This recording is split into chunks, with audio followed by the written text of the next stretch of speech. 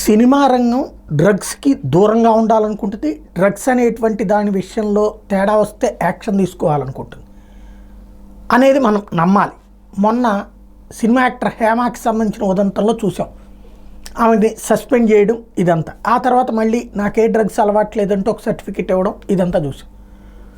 సినిమాలలో చూపెట్టే డ్రగ్స్ని రెస్పాండ్ అయ్యి జనాలు అలవాటు పడే దౌర్భాగ్యం, అందుబాటులోకి వస్తే డ్రగ్స్ వాడేయడానికి యువతరం సిద్ధంగా ఉన్నారు అనడానికి సాక్ష్యం ప్రస్తుతం హైదరాబాద్లో ఎదురవుతున్నారు. రకుల్ ప్రీత్ సింగ్ పేరు గతంలో కూడా వినిపించింది. అప్పట్లో విచారణ ఇట్లాంటి అంశం కూడా. ఇప్పుడు ఆమె సోదరుడు తాజాగా డ్రగ్స్ సేవిస్తూ దొరికాడు. నైజీరియన్లతో దగ్గర నుంచి డ్రగ్స్ సేవిస్తూ.